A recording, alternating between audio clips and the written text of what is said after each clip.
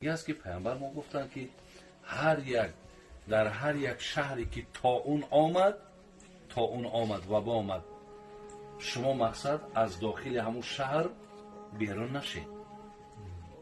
نشید.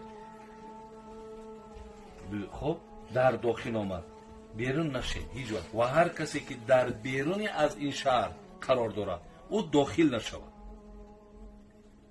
برای همین بود که همین حضرت عمر رضی الله عنه وقتی که آمد شام، همین وقتی همین بیماری آمد، بعدا وقتی پیشوازش گرفتن و تکلیفش کردن، گفت به سمع من رسید که در جای شما وبا آمدگی. گفتم برای حضرت همین بیماری آمدگی، خیلی اگر در تقدیرت باشه مقصد میرسد، در تقدیرت نباشه نمیرسه. ولی بچه های ما هم امروز این برادر سوال کرد، بسیار سوالی با مورد هم بود. بچه های ما امروز بسیار در همین بابت برادرای عزیز بی‌پروان. انا همین گپ محض گپی خطایی که انا این خیلی همه گپ های در تقدیرت باشه میشه، نباشه این دهن تا بستن و این دستات شستن و مقصد این سلام کردن و این آغوش گرفتن، ایناش همه یک گپی زیادی های. برادرای عزیز این گپا کارو خطا هم، اینها را رعایت کن در کار.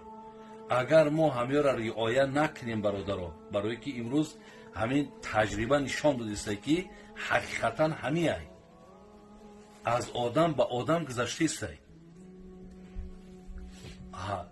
ما را پیامبر نازنین گفت که این نلی بدنی که علیک حق، بدنهاتون بالاتون حق دارن. حقی ایره رعایت که، گرسنه شید سیرش که، تشنه شید سیرابش که، بیمار شید طبابتش که، اینه طریق حالت ها آمد حفظش که. نگفت است که خیلی تقدیر درست میگین، ما هممون میگیم چیزی در مقدرات باشد او حتما شدنی هست، لیکن پیشگیریش هم حضرت عمر چرا ندار آمد؟ گفتن حضرت تای تقدیر میگریزی؟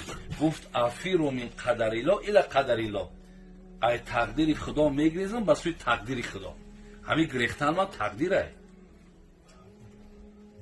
لیکن همین احتیاطای ما هم تقدیر نمیدراید. برای همین بچه های این مسئله در بینیایت به اهمیت نباشید، هیچ وقت به اهمیت